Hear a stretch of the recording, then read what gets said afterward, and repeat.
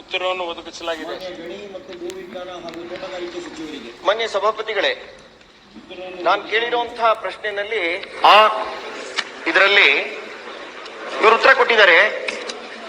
ಸರ್ಕಾರದ ಗಮನಕ್ಕೆ ಬಂದಿದೆ ಅಂತ ಹೇಳ್ತಾರೆ.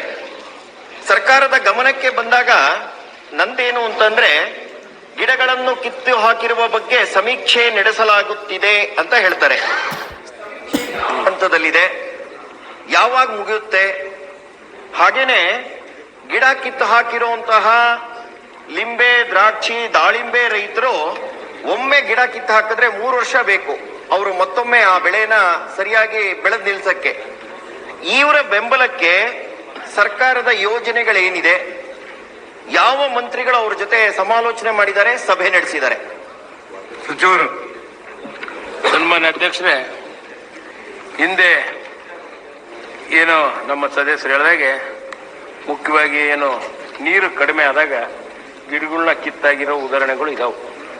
ಆದರೆ ಅದಾದ ಮೇಲೆ ನಮ್ಮ NDRF ಆಗಿರ್ಬೋದು, SDRF ಆಗಿರ್ಬೋದು, ಗೈಡ್ಲೈನ್ಸ್ ಪ್ರಕಾರ ನಾವು ಇಲಾಖೆ ವತಿಯಿಂದ ಸಾಕಷ್ಟು ಅನುದಾನವನ್ನು ಒದಗಿಸ್ಕೊಡ್ತಾ ಇದ್ದೇವೆ.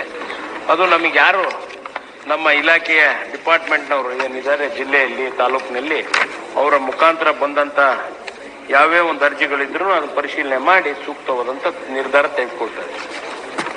ಮಾನ್ಯ ಸಭಾಪತಿಗಳೇ, ನನ್ನ ಪ್ರಶ್ನೆಗೆ ಸರಿಯಾದಂತ ಉತ್ತರ ಬರಲಿಲ್ಲ. ಇದು ನಾನು ಕೇಳಿದಂಥದ್ದು ತುಂಬಾ ಸ್ಪೆಸಿಫಿಕ್ ಇದ್ದೀನಿ.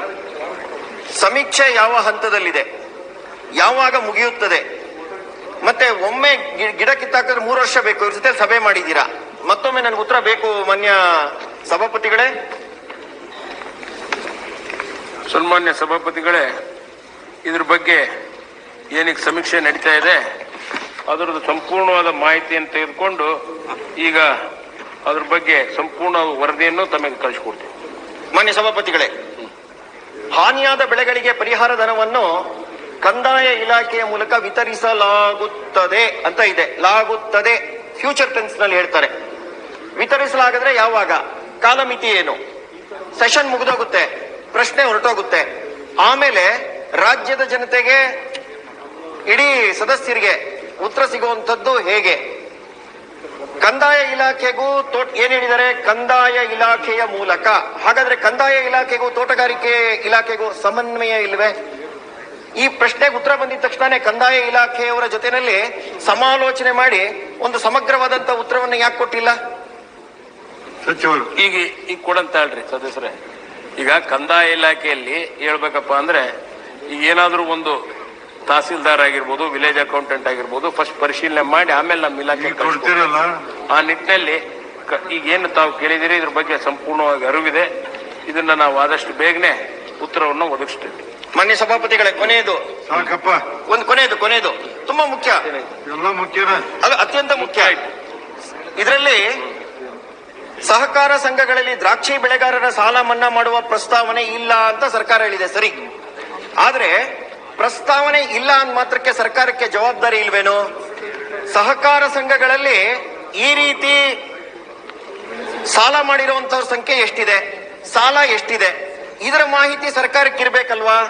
ಅಂದ್ರೆ ಸಾಲದ ಹೊರೆ ಇಷ್ಟಿದೆ ಅಂತಂದ್ರೆ ಬಜೆಟ್ ನಲ್ಲಿ ಅದಕ್ಕೆ ಅಲೋಕೇಶನ್ ಮಾಡುವಂತದ್ದು, ತೀರಿಸುವಂತದ್ದಕ್ಕೆ ಗಮನ ಕೊಡೋ ಸಾಧ್ಯತೆ ಸರ್ಕಾರಕ್ಕಿರುತ್ತೆ. ಹಾಗಾಗಿ ಸರ್ಕಾರದ ಬಗ್ಗೆ, ಸರ್ಕಾರದಲ್ಲಿ ಈ ರೀತಿ ಸಾಲದ ಹೊರೆ ಎಷ್ಟಿದೆ ಎಲ್ಲ ಸಹಕಾರ ಸಂಘಗಳಲ್ಲಿ, ಇದಕ್ಕೆ ಬಡ್ಡಿನೂ ಸೇರಿ ಇಲ್ಲಿ ತನಕ ಏನಾಗಿದೆ ಅನ್ನುವಂತ ಮಾಹಿತಿ ಎಷ್ಟಿದೆ? ಸನ್ಮಾನ್ಯ ಅಧ್ಯಕ್ಷರೇ, ಈಗ ತಾನೇ ಸಹಕಾರಿ ಸಚಿವರು ಹಳೆ ಸೂಕ್ತವಾದಂತ ಸಲಹೆ ಮತ್ತು ಸೂಕ್ತವಾದಂತ ಉತ್ತರವನ್ನು ಕೊಟ್ಟಿದ್ದಾರೆ.